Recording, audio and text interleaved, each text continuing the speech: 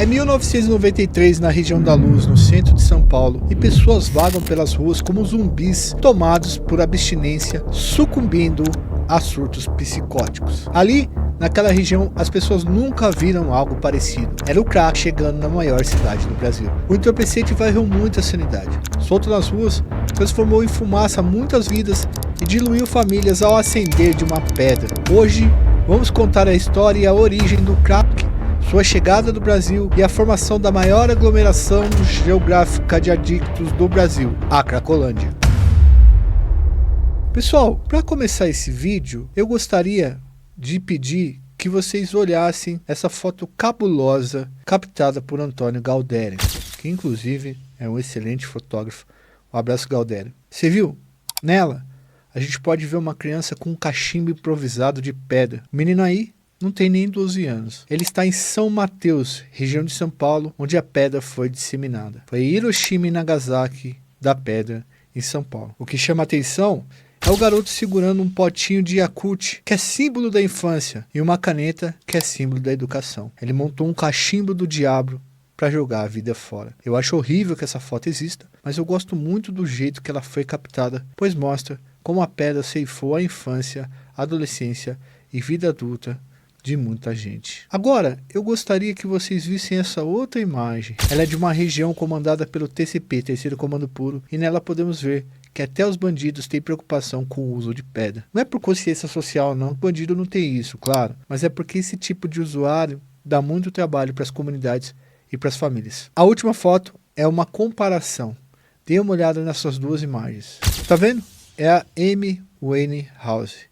A pedra e outras substâncias ajudaram a transformar uma das cantoras mais promissoras das últimas décadas em uma espécie de cadáver ambulante. A pedra foi e é uma das maiores epidemias diabólicas do século XX e início do século XXI. Hoje, vocês vão entender de forma bastante descritiva como esse entorpecente foi produzido, a sua história e o mal social que ele causou e causa para todos que vivem em volta do dependente químico, desse maldito entorpecente. Odilon, roda a vinheta. Deixa de comprar o leite do meu filho para comprar o né? É uma pedra que eu roubo, eu mato, eu faço o que for necessário.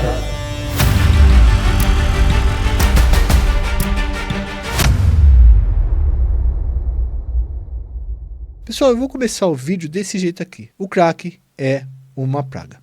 E vou dizer para vocês que a maioria das palavras que denominam esse entorpecente serão substituídos por pedra, ok? Só para não gerar um desconforto com regras da comunidade. A pedra é uma praga moderna que ceifa vidas e famílias. Por favor, não esqueçam disso quando vocês estiverem assistindo todo esse vídeo. Eu começo desse jeito, pois ao estudarmos tudo que estudamos, a gente chegou à conclusão final de que esse negócio aí é uma das piores fitas que a gente já viu na vida. Todo mundo aqui deve ter algum amigo ou conhecido que foi definhando dia a dia na esteira do cachimbo. Eu mesmo poderia citar mais de 10 casos. Vixe, acho que até mais. Inclusive de caras que nem estão mais vivos aqui conosco para contar essa história. Para vocês terem uma noção, o sócio de Escobar responsável por exportar pó para os Estados Unidos, o Carlos Leder Rivas, disse uma frase muito interessante quando ele descobriu que os caras de Nova York estavam importando pasta base de cocaína para fazer pedra. A frase é mais ou menos assim,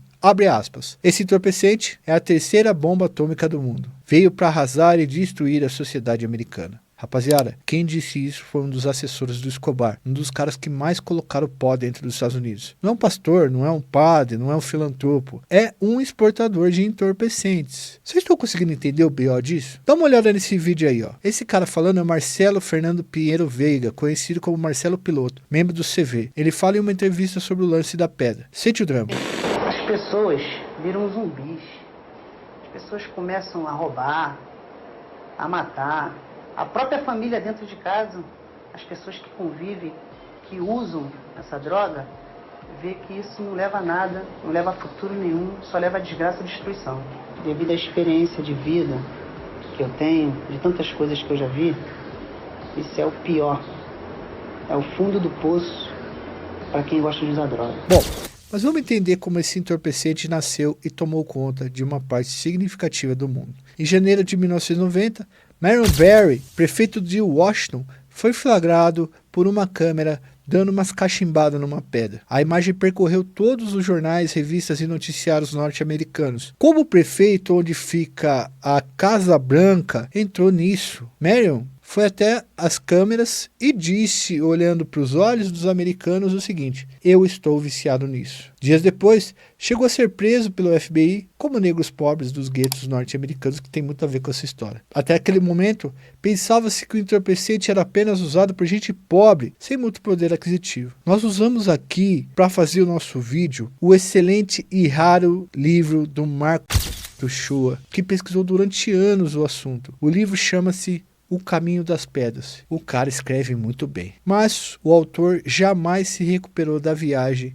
que fez pelo submundo das pedras. Ele já não está mais vivo hoje, mas essa foi a atividade jornalística que mais o impactou, sem sombra de dúvidas. E olha que ele era um repórter investigativo do Fantástico, tá? O Uchoa já não está mais vivo, ele faleceu há uns anos atrás, infelizmente, de uma patologia muito grave, mas ele nos deixou esse documento muito importante para entender o que a gente vai falar aqui para vocês. Então esse livro dele é maravilhoso, é muito difícil de encontrar e a gente conseguiu uma cópia. O outro documento que vamos usar aqui é o do Observatório do Crack, o estudo sobre experiências nacionais e internacionais de combate ao entorpecente.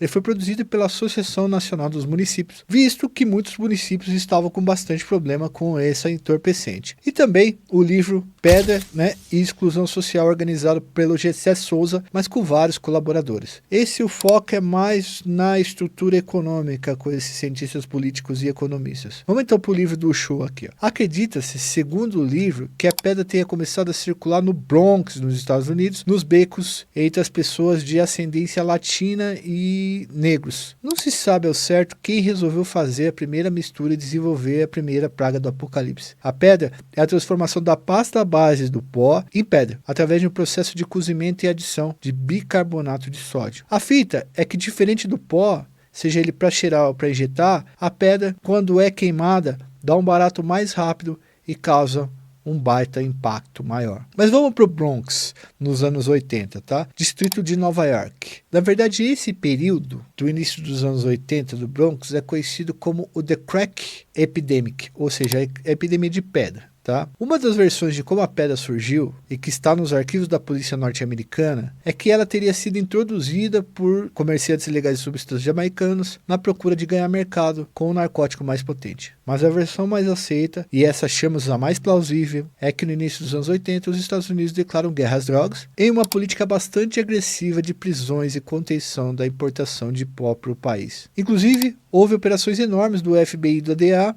para prender pó. O que sobrou de biqueira aberta depois disso só tinha pasta base. A pasta base é o produto inicial e matéria-prima para fazer a farinha. Mas você pode usar ela, por exemplo, para fazer pedra, o que deixa tudo mais barato e rápido. Economiza tempo, porque não precisa passar pelo processo de refino para virar pó e é mais fácil de transportar também. O dinheiro também vem rápido e o fluxo é ligeiro. Acendeu o negócio, vai para a cabeça e o cara quer sempre mais. Então, é uma questão econômica, uma conta simples de custo e benefício para não perder dinheiro. É como fazer um produto de menos qualidade para queimar o estoque. Ou seja, como eles prenderam muito pó, o outro pó eles sabiam que ia ser apreendido, eles começaram a transformar em pedra para escoar a produção mais rápido e sair fora. Nesse cenário, pessoal, os comerciantes ilegais de substâncias resolveram dar fim na pasta base antes que elas fossem presas e começaram a cozinhar para virar pedra. Só que o barato começou a vender muito. Outra informação importante é que naquela época, inclusive, a polícia nem sabia direito da existência do pó em casca, que era pedra. Então, muitas vezes, o negócio passava batido. Por terem tantas apreensões, os caras sabiam que iriam apreender o resto da pasta base ou do pó que estava ali, e eles começaram a virar aquilo por pedra porque eles sabiam que sairia muito rápido. Porque o cara ia, voltava umas 50 vezes por dia para buscar o barato. Bom, foi nesse momento que os Estados Unidos fizeram um esforço para tentar conter a epidemia de pedra. E como eles fizeram esse esforço? Criminalizando o usuário. Se a pessoa fosse presa portando narcótico, o entorpecente, poderia pegar de 2 a 10 anos de prisão, dependendo do estado. Quem tinha um pouco mais de dinheiro era encaminhado para hospitais, que inclusive começaram a lotar. Nós vivíamos nos anos 80, pessoal, conhecidos como década perdida, ou seja, tinha uma crise econômica fortíssima em vários lugares do mundo. E é comprovado que em momentos de crise econômica se consome mais entorpecentes e o mercado ilegal procura investir em entorpecentes mais baratos. Era um cenário ideal para o uso de pedra. Na mesma época, estava em pleno crescimento as famosas gangues, principalmente em Los Angeles, na Califórnia. As gangues eram grupos de jovens, geralmente de classe baixa, que se reunia e tinha uma identidade comum. Os exemplos mais famosos dos Estados Unidos são os Crips versus Bloods. Inclusive, tem um vídeo aqui no nosso canal contando essa história. Enfim, essas gangues dominavam determinados territórios, muito diferente dos comerciantes ilegais de substâncias antigos. Quando se domina um território, como acontece no Rio de Janeiro, as vendas de entorpecentes aumentam, pois você consegue montar vários pontos e garantir que o usuário compre sem necessariamente correr o perigo de ser preso e sofrer uma pena de cadeia de 2 a 10 anos. Com as gangues atuando nas cidades de Los Angeles, Nova York e Miami, a pedra encontrou um local muito fácil para distribuição. Além disso, as operações policiais eram realizadas nos guetos de negros, né, e latinos, tanto no Harlem quanto no Bronx. E só ocorria lá. Tem imagens dessas operações policiais, era um negócio absurdo, cara. Chegava a levar caminhões para carregar usuários. No Brooklyn, por exemplo, havia muito mais usuários mulheres do que homens. É uma curiosidade, mas o autor também não explica por que era mais mulheres. Enfim.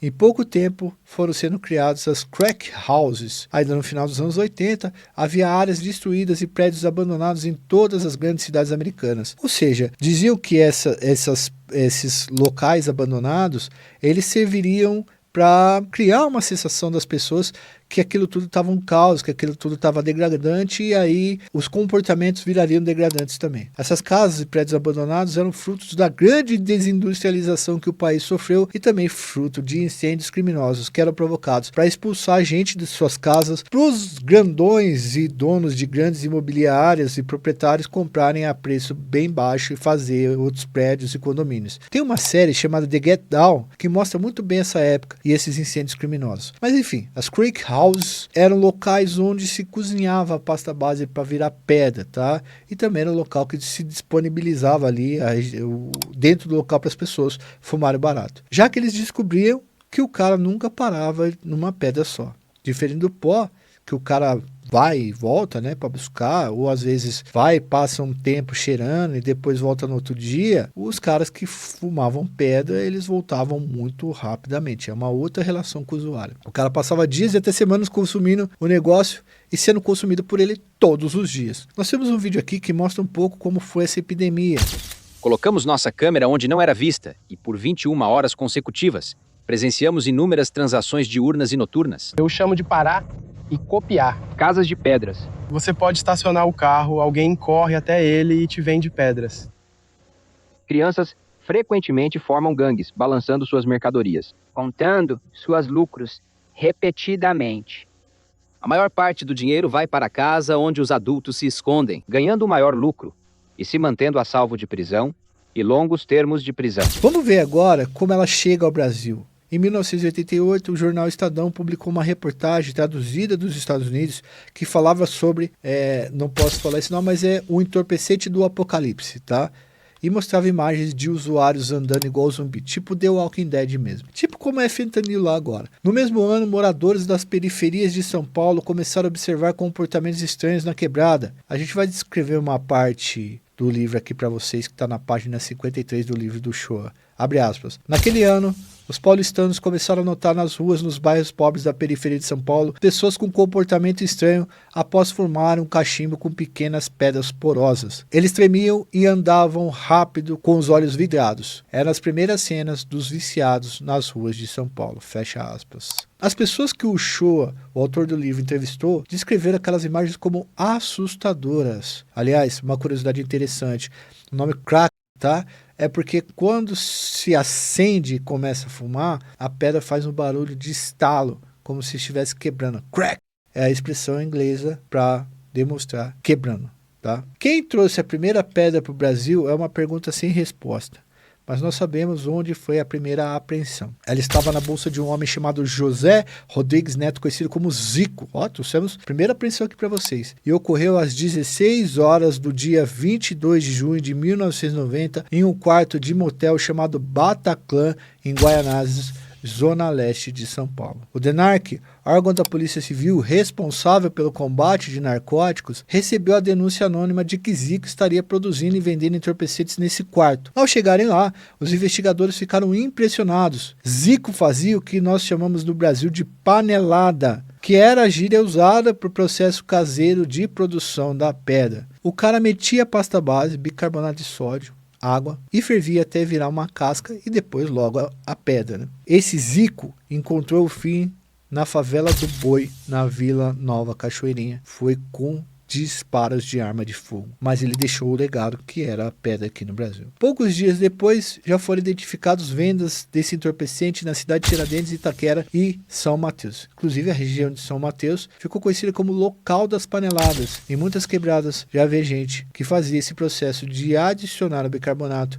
e fazer pó virar pedra na colher. Mas não era um uso e venda sistemática, era para o uso do cara. Eu fui, há uns anos atrás, em São Mateus, fazer uma palestra justamente sobre a pedra, a história da pedra. E era impressionante como essas pessoas, elas estavam ali e elas sabiam tudo o que tinha acontecido. Elas só muitas vezes não entenderam o contexto e a história americana de como isso chegou até eles. Inclusive meu amigo Tiago que me convidou aí, um abraço para você, tamo junto. O bicarbonato de sódio é muito fácil de encontrar e é barato, muito mais do que o éter, que é usado no refino. Então, países da América do Sul, produtores de coca, pegavam toda a pasta base de má qualidade, os restos que não iriam virar pó, e mandavam para o Brasil, o que deixou tudo mais barato. Então era assim, aquela parte que saía que não prestava, que era um lixo, os caras resolveram dar fim vendendo para o Brasil. Após passar pelos bairros periféricos, a coisa começa a chegar no centro. Primeiro a pedra foi vendida em São Paulo, em venda casada, o cara ia buscar pó e erva, e levava a pedra,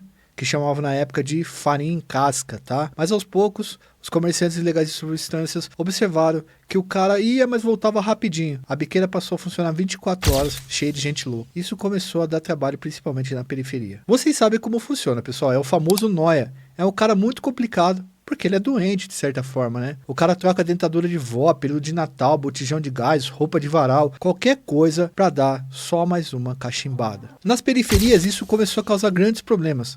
Roubar na quebrada sempre traz problemas, pessoal. Esses usuários, né, dependentes, começaram a ser expulsos das quebradas e foram em direção ao centro da cidade. Primeiro porque lá o fluxo de gente é maior, dá para fazer pequenos golpes, furtar uma coisa ou outra, e é mais fácil de conseguir dinheiro para dar mais uma fumada na pedra. Mas por que o usuário fica tão dependente? A resposta está no documento que estamos usando aqui. Segue o que está escrito nele. Abre aspas. A pedra é o pó fumado e, ao ser tragado, o vapor do pó vai direto para os pulmões e lá é absorvido imediatamente. Em seguida, cai na corrente sanguínea entre 10 e 15 segundos. A pedra inunda o cérebro com uma substância chamada dopamina, que é responsável pela breve sensação de prazer. Porém, a duração do efeito do entorpecente no organismo é aproximadamente 15 minutos. Para alcançar o efeito da primeira vez em que se usou pedra, o dependente químico passa a necessitar de doses cada vez maiores, levando à tolerância e compulsão. Então, o corpo passa a funcionar em virtude da pedra. A perda de apetite, insônia, distúrbios de humor, ausência de cuidados com higiene, problemas respiratórios, diminuição da libido, degeneração irreversível dos músculos, prejuízo cognitivo, aumento da pressão arterial e da frequência cardíaca são reações que podem acontecer e levar à morte. Fecha aspas. Para vocês terem uma ideia do efeito disso daí, a gente vai mostrar, não vai mostrar o vídeo, mas vai aparecer todo embaçado de um cara fumando pedra. E o momento que ele dá a cachimbada até o momento que ele fica pirado, que ele fica meio surtado das ideias. Para vocês terem uma ideia, tá? Se você... É assustador, gente, o barulho. Se vocês não quiserem ouvir, passe para essa minutagem aqui, por favor. Vai. Não, mas vai ficar Vai, senão eu vou te tomar a pedra, mano. É todinho.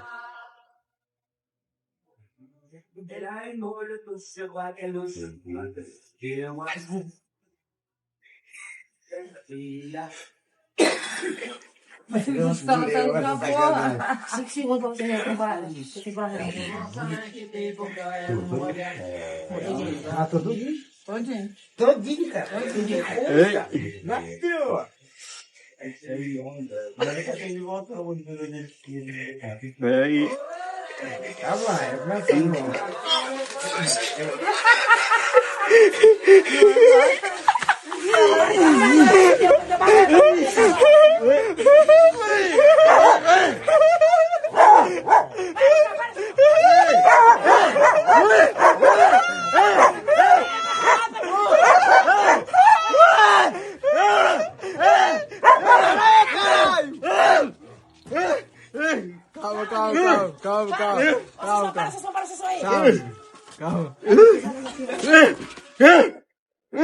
Calma.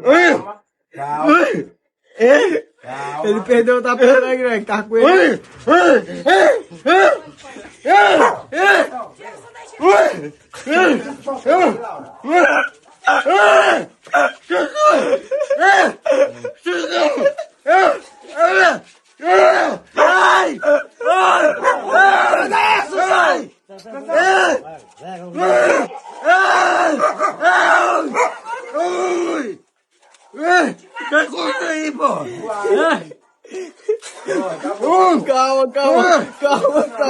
Calma. Ai, pedra louca, caralho. Bom, com a experiência do usuário, depois desse vídeo, né, perturbador, que na verdade vocês ouviram mais o áudio, entramos na história da Cracolândia e no mar de usuários que essa região tem. Essa região, na verdade, é um acúmulo de usuários, de dependentes, e um local específico geograficamente assimilável a olho nu. E existem esses lugares em todo lugar do mundo, em Zurique, Nova York, Vietnã, África do Sul. Mano, onde tiver o bagulho pra usar, tem isso aí. No caso de São Paulo, a aglomeração dos adictos começou no centro antigo, próximo à Estação da Luz, na região conhecida como Campos Elíseos. Mas a Cracolândia é móvel, tá? Ela já esteve em vários lugares e vai estar em vários lugares. Aqui, pra vocês entenderem que não fica em um lugar só, a gente vai entrevistar nesse momento a Ellen Ball, que é inclusive ex-dependente, é muito minha amiga, tá? Ela viveu nessas regiões, nessas localidades, com bastante dependente também. A Ellen também tá lançando um livro, pessoal, chamado Quando Arrancaram Minhas Asas, contando toda a história dela, que é uma história cabulosa. Vocês vão ver um pouquinho da história dela aqui, mas no livro tem a história inteira. Tem o link aqui na descrição, se vocês quiserem adquirir o livro. Vocês vão ter uma experiência muito cabulosa em ler ele. Eu já li, minha irmã já leu, e assim, é uma experiência bastante interessante ter esse contato. Mas a gente entrevistou ela aqui para trazer para vocês. Ó, a primeira pergunta que a gente fez para Ellen foi a seguinte: Ellen, como você chegou no uso dessa substância? Bom, eu comecei a usar cocaína aos 17 anos. E aí, eu engravidei quando eu tinha 24 anos, eu sou mãe solo, né, mãe do Léo, e eu parei para poder, por conta da gravidez. Aos 32 anos, eu decidi fazer faculdade de Direito.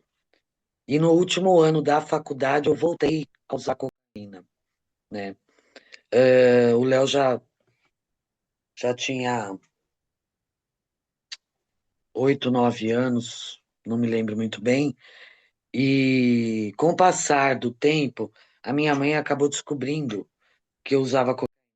Mas naquela época eu nem fazia uso problemático. Eu usava quando ia para balada, né? Só que quando eu comecei a ter uma relação muito complicada com a minha mãe, e aí eu comecei a usar direto, né? Conforme iam se intensificando as discussões, as brigas, mais eu usava cocaína. Até que um dia ela trabalhava no Fórum João Mendes, então ela tinha guarda, ela conseguiu a guarda definitiva do Léo. E aí ela me expulsou de casa e me proibiu de ver o Leonardo.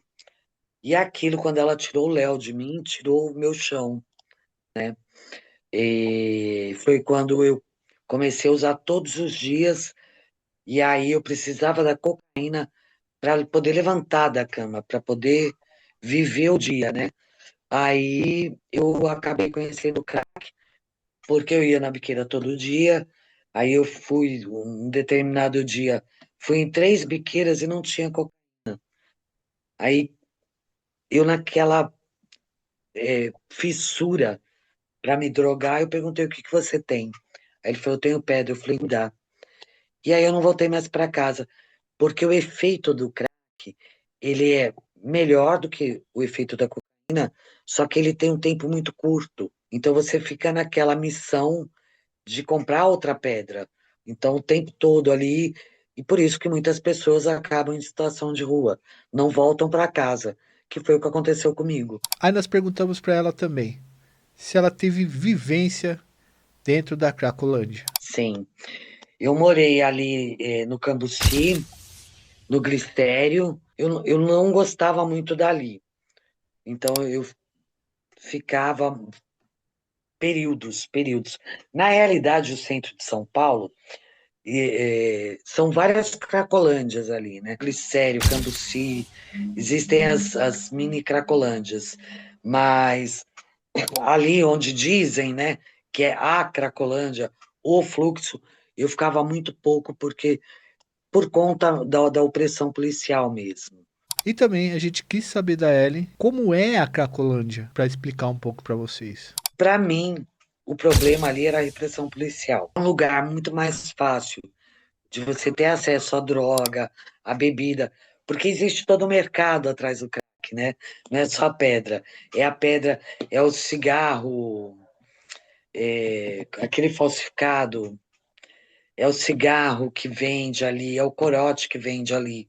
Porque você precisa de um kit para você usar o crack, né? Que é o cigarro para fazer a cinza, o cachimbo, aí tem aquelas pessoas que vendem cachimbo. É mais fácil você ter acesso a tudo aquilo. Por exemplo, tem vários modelos de cachimbo, né? Então, ali seria o shopping dos craqueiros, entende?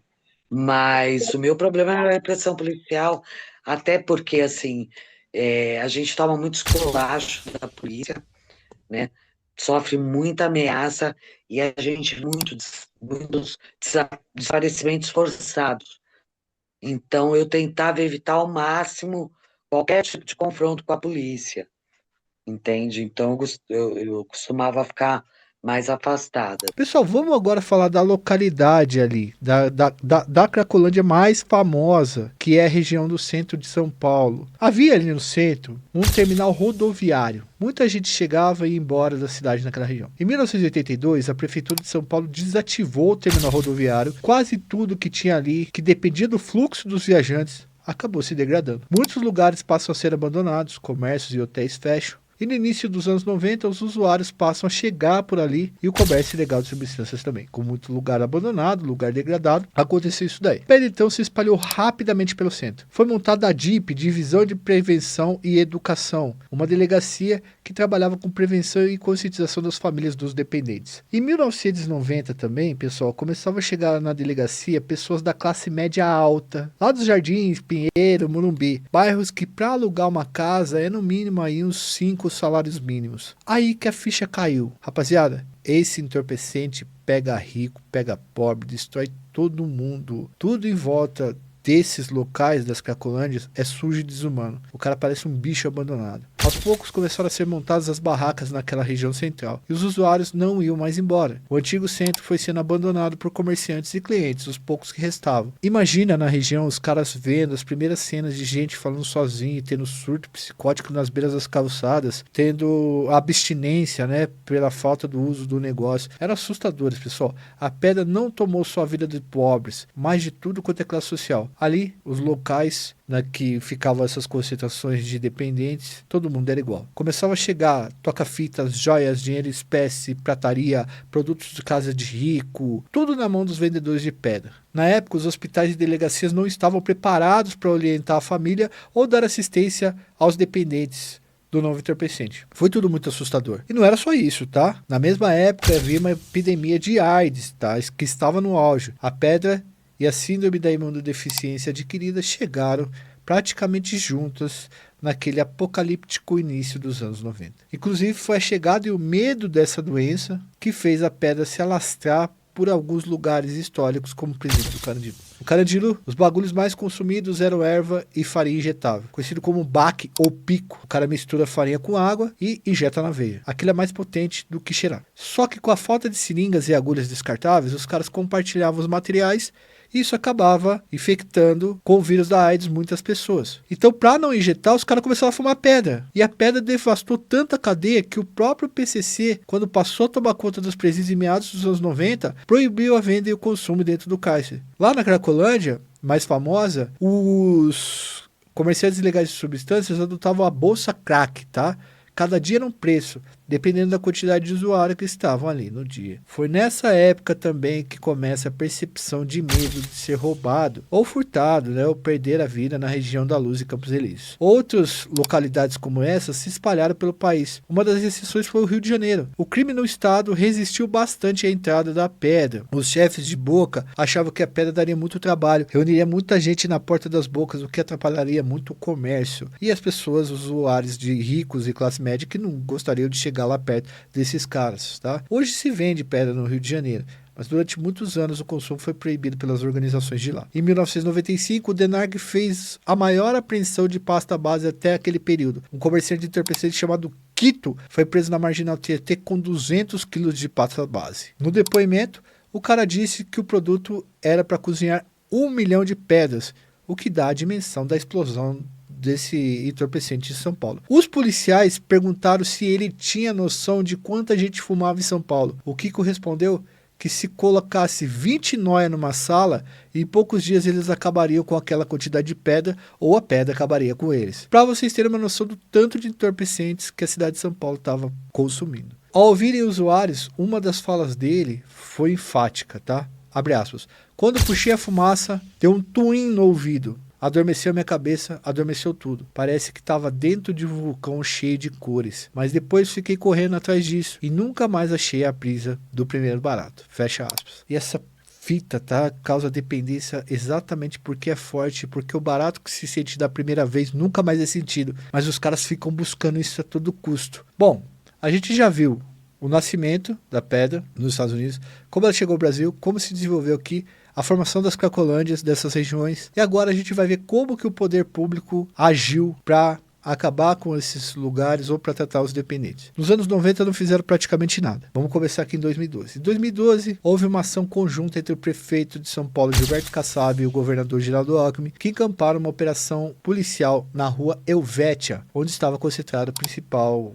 região, né? Demoliram hotéis, barracas, deram tiro de bala de borracha nos usuários, prenderam gente, mas não adiantou. O negócio foi para outro lugar e depois voltou lá. Foi também nessa época que os governantes com Fernando Haddad tentaram conter a proliferação dessa pedra e de usuários através de políticas de conscientização e redução de danos, oferecendo emprego e tratamento a quem quisesse sair das ruas. Em 2017, o governo municipal de João Dória fez uma investida lá. Derrubaram casas e tinha até gente dentro, tá? Uma bagunça. E o negócio, mais uma vez, só mudou de lugar. Mas a batalha contra isso daí é difícil. Eu conheço gente que tá limpa há 20 anos. Se você falar o nome pedra no ouvido dele, começa a se retorcer. Até aqui, falamos sobre o consumo nas zonas urbanas, mas a pedra foi e ainda é um problema grave nas lavouras e áreas rurais nesse país, principalmente nas plantações de cana, que agora estão sendo automatizadas, mas ainda tem muitas pessoas. No artigo Cana e Crack, de Arlete Fonseca de Andrade, grande pesquisadora, obrigado aí pelo trabalho, e é um trabalho dela de mestrado em psicologia na PUC, está em 2003,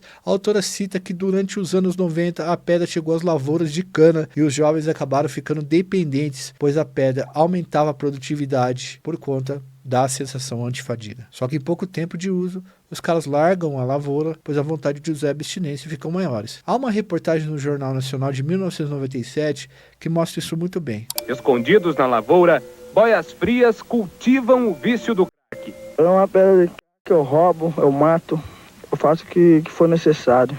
Eu deixo de comprar o leite do meu filho para comprar o crack mesmo. Eu levo a vida no crack e no trampo também.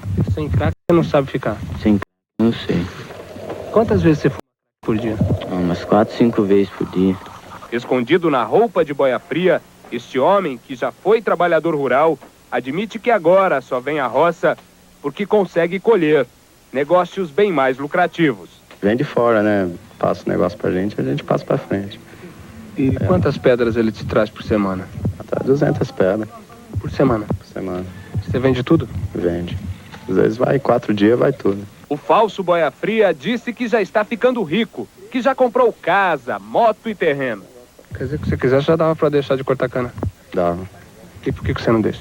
Não deixo porque aqui é o meu ponto, né? Dá pra vender os negócios, né? Agora, depois desse vídeo, tratamentos, para quem você conhece aí que é dependente e aí, o que está sendo feito para isso. Anualmente, o CAP, Centro de Atenção Psicossocial, faz um trabalho de conscientização e rastreamento. Há grupo de 12 passos, conhecido como Narcóticos Anônimos, que também tem projetos para manter as pessoas limpas. Por outro lado, as igrejas, principalmente as evangélicas, passaram a montar casas de recuperação e internar pessoas que querem tentar se curar da adicção. Muita coisa avançou, mas ainda não foi suficiente. Esses dias eu conversei com um cara que estava vendendo uns sacos de sanito no mercado que tem aqui. Ele me contou o quanto que esses lugares têm ajudado a recuperar a gente. Pelo menos ele se sentia recuperado. Fazia parte da igreja e ele estava vendendo saco de sanito para manter os lugares. Eu, particularmente, compro sempre quando esses caras vendem saco de sanito, exatamente para manter isso funcionando. Seja por redução de danos, internação voluntária ou compulsória, por meio da força, convencimento ou religião, infelizmente esse problema está muito, muito longe de terminar. Quem conhece, tem alguém na família ou algum amigo perdido no caminho das pedras, me entende muito bem o que eu estou falando. O barato acaba com tudo, traz desgraça para toda a família. Termina com a saúde de todo mundo que está em volta,